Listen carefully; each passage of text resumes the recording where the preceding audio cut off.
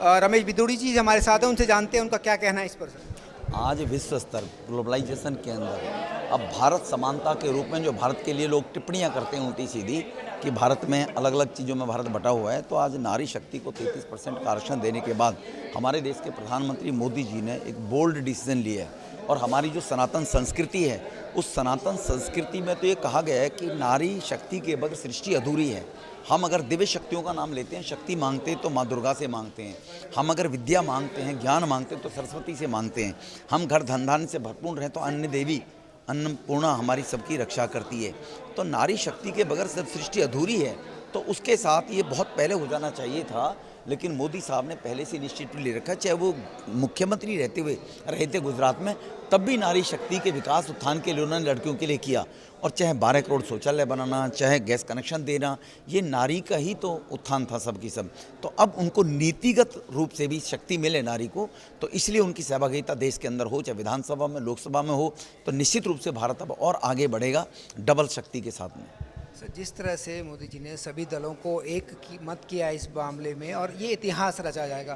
पहले भी काफ़ी कोशिशें हुई लेकिन वो विफल रही हैं। ये पहली बार है जो इतिहास रचा गया है कि दोनों ही सदनों से बिल को पास कर दिया गया है। इसमें मोदी जी की जो रणनीति रही उसे अब कैसे देखते हैं और क्या कहना चाहेंगे उस पर? देखो, मोदी जी कोई रणनीति या राजनीतिक लाभ के लिए कोई डिसीजन नहीं लेते हैं। मैंने जैसे देखा है पिछले 9 साल में, मोदी जी के डिसीजन है अंतिम व्यक्ति जो समाज का है, जो वंचित उपेक्षित वर्ग है, जो अपने अधिकारों से वंचित है, उसको अधिकार कैसे दिया जाए। उसके लिए विपक्ष ने भी देख लिया था कि उन्होंने मोदी जी की हर पॉलिसी का विरोध किया, लेकिन देश उसको एक्सेप्ट करता चला गया। तो विपक्ष अगर इसमें समर्थन नहीं करता तो मेरी मान्यता यह है विपक्ष को औंधे मुंह खाना पड़ता, क्योंकि विपक्ष इस महिला आरक्षण को लेकर पिछले 25 साल से नौटंकी कर रहा था। जब से वो सत्ता में रहा, 10 साल चाहे यूपीए में रहा, बिल को लोकसभा में पेश ना करके राज्यसभा में पेश कर देना, लोकसभा में दबाए रखना, और फिर कि हमारा बिल है, जबकि लोकसभा का टेन्योर भी खत्म हो गया। बिल ऑटोमेटिकली लैप्स हो जाते हैं जब सत्र का सत्र खत्म हो जाता है। तो विपक्ष को लगने लगा कि काठ की हांडी कब तक चलेगी।